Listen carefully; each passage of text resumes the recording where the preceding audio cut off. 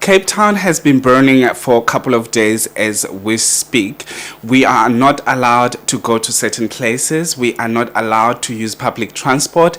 That is an alternative transport, which is our golden arrows and all of those things. We are not allowed to have people in our own cars that we bought with our own money and the petrol that we actually work for. We are not allowed to do anything. Actually, I was out and trying to find bread a couple of days ago, few days ago, I think 2-3 days ago, and I couldn't find the bread because obviously we are held ransom by the taxi drivers or the taxi owners or Santaco as a whole. Dumela Kazi, welcome back to Gossip Cafe. Lipito Lakaki K. If you are new here, welcome, and if you are a returning Sabi, thank you so much for gracing us with your presence. On this video, I'm going to be talking about the looting that was happening yesterday as I'm doing this video. As you all know, Cape Town is actually currently experiencing a bit of commotion because of the demands that Santaco is doing, and on top of it, because of the city of Cape Town impounding their own taxes.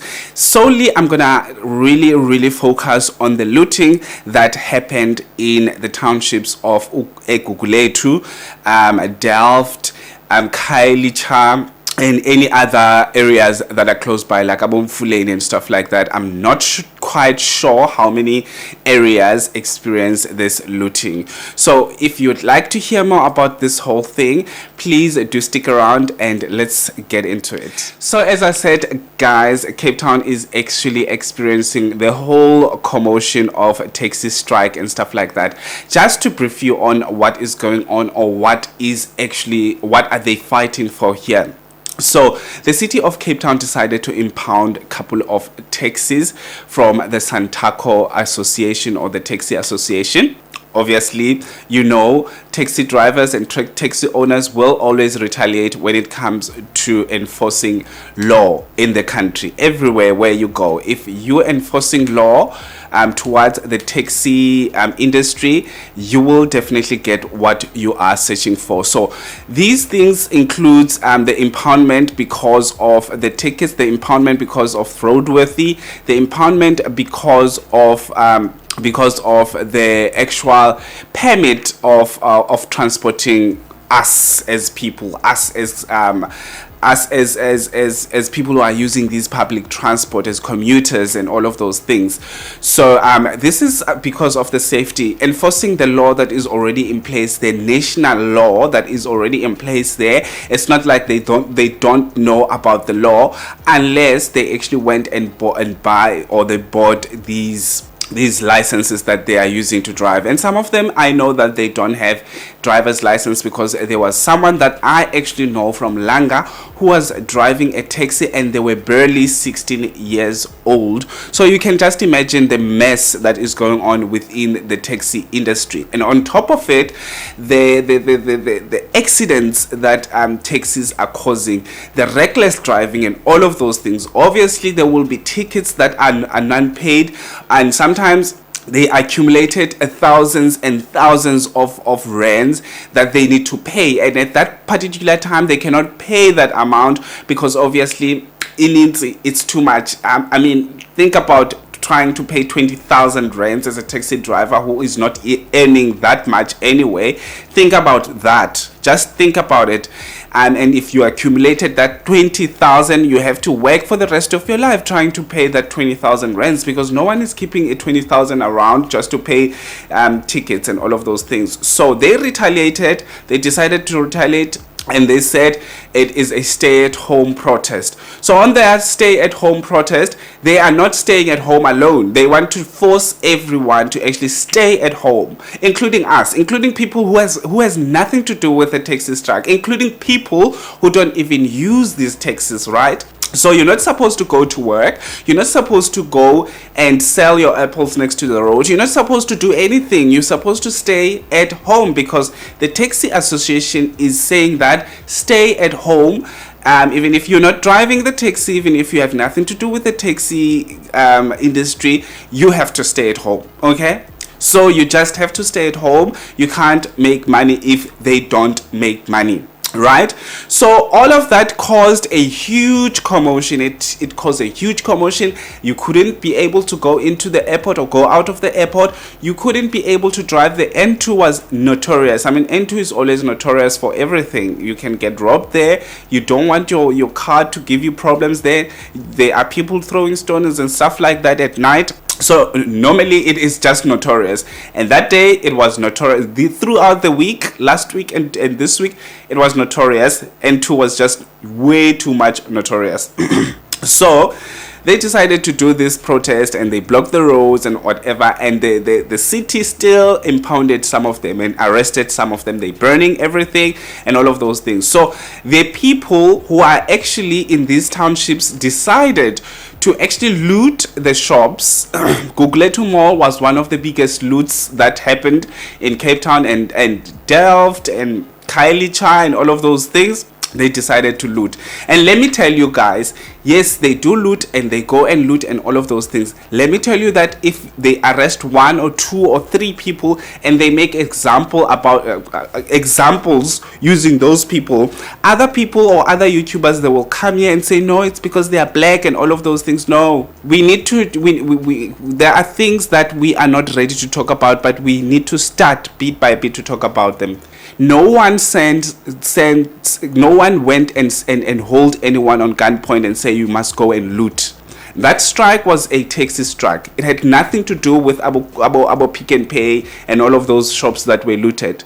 You remember the guy, the Mercedes-Benz guy, that everyone was like, no, they're doing this, he is a small or hanging apple and all of those things. If you break the law and you are the only, you break the law, you are thousands of you and you are the only one who got caught, let me tell you that you deserve to be an example. You deserve to be an example. And on top of it, they're saying that, oh, I hate the fact that now I will sound like I am siding with DA. And I hate to sound like I am defending DA. I don't care about DA. But I'm going to tell you that a lot of people were saying that, no, DA is causing the whole thing and all of those things. People are dying and all of those things. Let me tell you that those people that are dead, they were killed by their own black people. The people who've got the same skin, are the same people that went and stone and kill and shoot the same black people that they look like them. And when you go out here and talking about how the black people are done, these are like you portraying each and every event that is happening. You're portraying a black person as a victim, and on top of it, you will say these are our brothers and sisters and all of those things. But the brothers and sisters are not supposed to kill each other.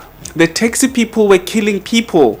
Those people who lost their lives, they also have their own families. You never know if they are breadwinners and all of those things. Those people who lost their lives, they were killed by the same people that you regard as your brothers and sisters and whoever. I, on my side, I don't have a brother that is not biologically my brother, okay? So if I see you are black like me and you are doing shit out there, I am not going to claim you. So don't go around claiming people because they are black. I would understand if we were fighting for our rights as black people and all of those things. Yes, they are fighting for their own shenanigan and their demands that they have to drive on top of, or they have to drive over the red line and yellow line, and all of those things. So if they are allowed to drive on the yellow line and all of those things, why can't we be allowed to do the same thing? And then we've got a chaotic country whereby everyone can drive anywhere they want. Enforcing laws, we've lost it. We've got a government that doesn't have a backbone, and we've got people, the woke gang out there that will say our brothers. Your brothers, the same brothers will come and you're driving with the same brothers in the car, and other brothers are outside throwing stones throwing stones to destroy their brother's property. The same brother will come and kill you without any questions asked, without blinking, because you just had people in your car, because you want to go to work, because you want to go and sell, because you want to go and make money in order for you to pay for the place that you are actually in. And the most annoying part, these brothers that you're talking about, which is the taxi owners and taxi drivers, these same brothers that you're talking about, they are sending a message to a white party, which is the DA, but the message that they are sending is to kill who? Their own brothers. A black on black violence. Just to send a message to a white party, to DA. And then when we our brothers, Hassan, it is your brothers. Like, keep us out of it, or keep me out of it. For example, if you are black and you think you're going to be treated as a brother, but you are the one who is sending messages to white people by killing your own brothers, it doesn't make sense. By holding us back not to go and sell our stuff on the streets because you've got problems with your fines and all of those things, and we have to be scared inside the house and stuff like that. You burning stuff, you destroying your own infrastructure in the townships. It doesn't make sense. Look around. These people, these politics are chilling there, having some croissants and teas and whatever, and there's nothing burning there. In the burbs, there's nothing burning. In the burbs, there's nothing burning. They ban the place that they are living in the townships, the predominantly black places. They ban the roads, they ban everything. You go to the burbs, nothing is burning. And these people that you're sending a message to, they are just chilling, having fun. Wena, you're burning your own. Aibu. And wena, you are looting the place that your sister is working in. Your sister might be, tomorrow morning, there is no work for your sister to be a cashier or to be whoever, a salesperson or whatever at OK Furnitures or something, because you decided to go and loot. And when you get arrested, you've got your woke sisters and brothers out there that would say, oh, it's because they are black. Seriously. No one sent you to go and loot bicycle, the fridges. If you are hungry, why are you looting the fridge? Why are you looting the bicycle? Are you going to sell it? Why are we celebrating or glorifying crime? It is crime. It is not your place to actually go and break in and loot. We just don't want to hear such things. I understand that it is difficult out there. It is really, really difficult out there.